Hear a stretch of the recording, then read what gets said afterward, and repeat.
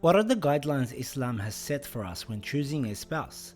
Do we look for some particular characteristics or just follow what is trending? Here are a set of guidelines that we should follow according to Islam. Religion. The Prophet, peace be upon him, has said, "It is binding upon you to have a religious spouse." However, it may seem religion is not at the top in the minds of many Muslims.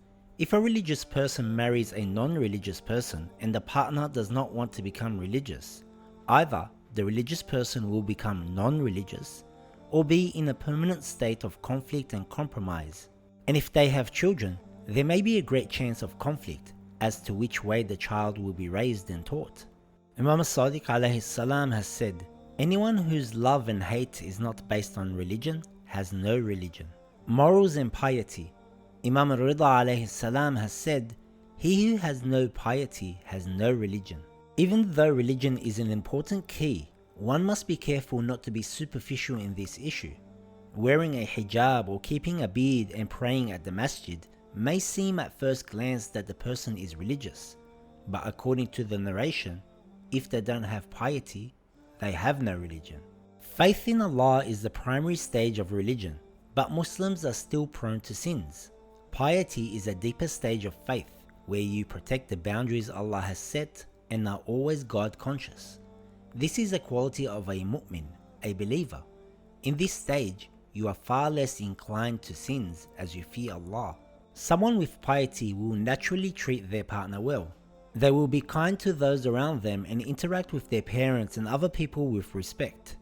Imam Hassan alayhi salam said to a man who asked for advice about getting his daughter married, "Marry her to a pious man, for if he loves her, he will honor her, and if he comes to dislike her, at least he will not be unjust towards her." Compatibility. The more compatible you are with the person you intend to marry, the better the success of the marriage.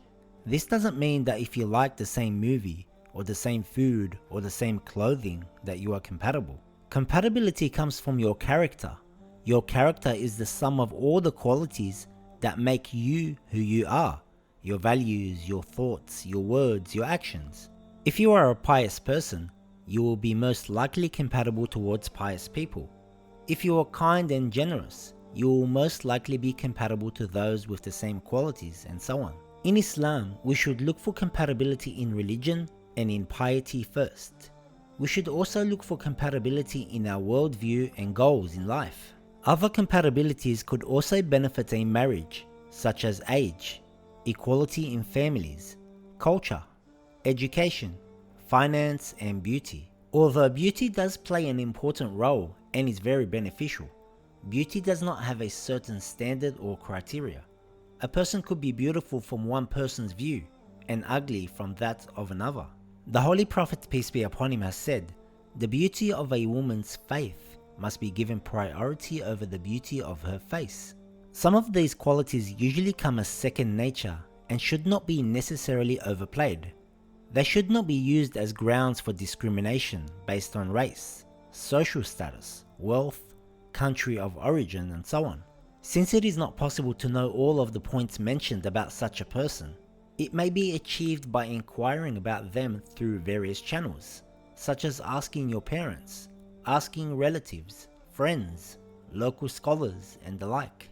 The points mentioned are for those looking to get married, but what if you are already married and could not follow these points?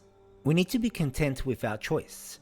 We don't look back and say, "I should have done this and made another choice." This will affect you emotionally and bring about problems. One should always remember that there is no man or woman without some faults, flaws, or weaknesses, and that nobody is perfect. We have already set the foundation of marriage and we should not ruin it. We should build on our marriage, be tolerant, forgive each other, acknowledge the good your spouse has done, and implement our faith in religion more often.